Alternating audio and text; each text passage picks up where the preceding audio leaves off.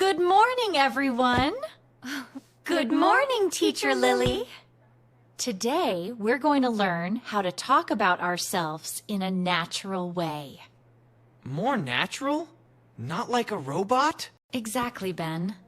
Not like a robot. So not just, my name is Sarah. I am a student. Yes, that is also correct, but we can make it better. We can add details and tiny bits of information so we can sound more confident. Yes, Rose, that is our goal. So you will learn to talk about what you study, what you like, and your future plans.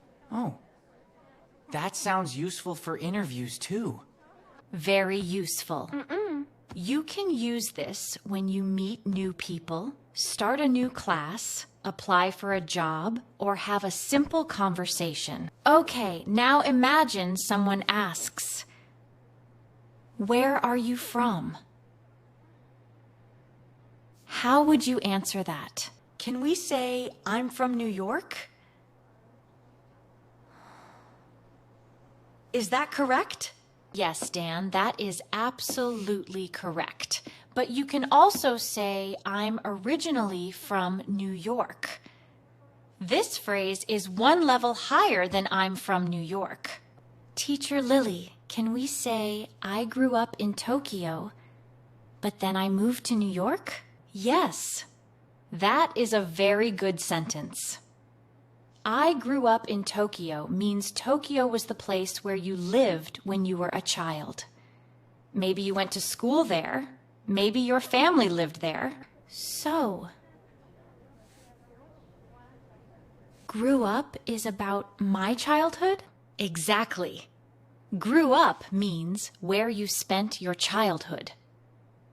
Now, I moved to New York means you changed your home. Before, you lived in Tokyo. Later, you started living in New York.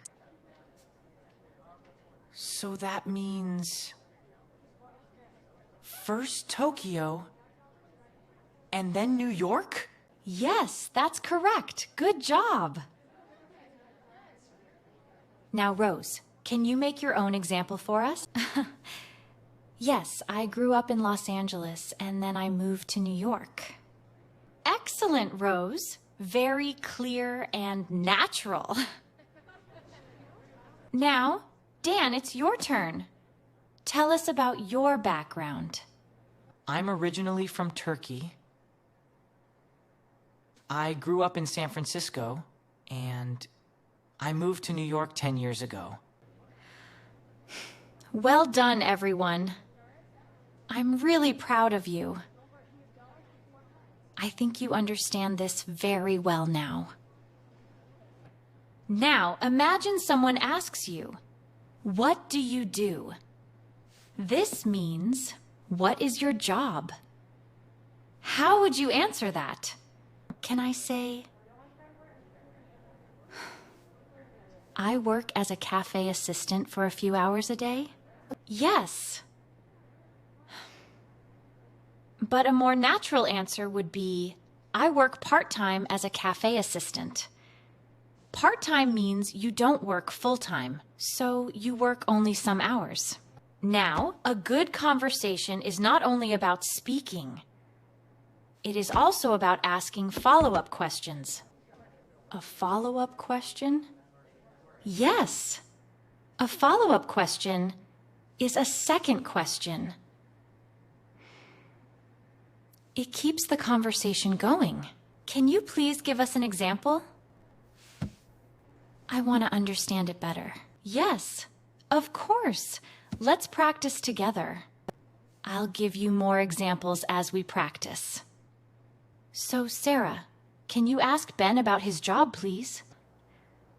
Ben, what do you do?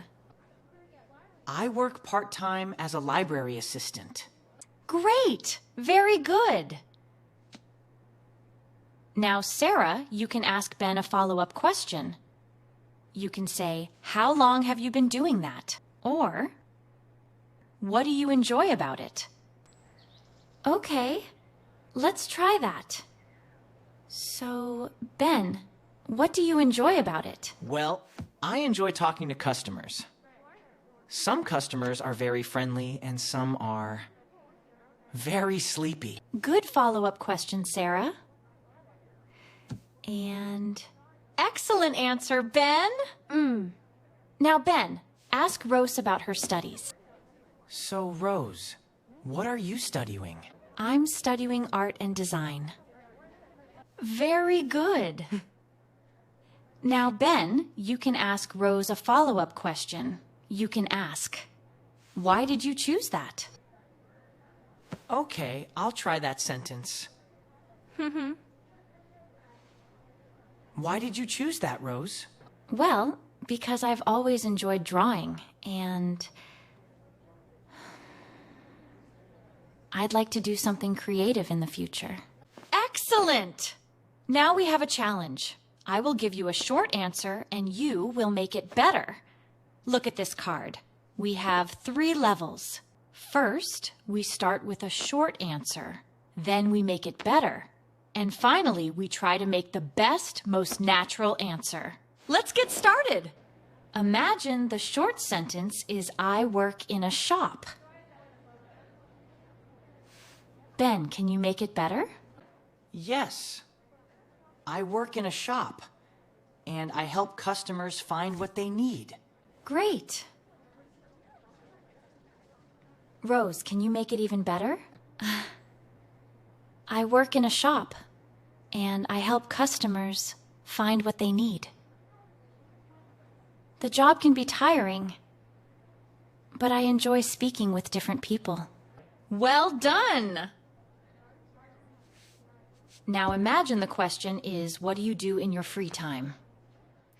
So free time means when you are not busy, you are not working, or not studying. How would you answer that, Sarah? Well, in my free time, I usually read books, go for walks, or meet friends for coffee. Excellent!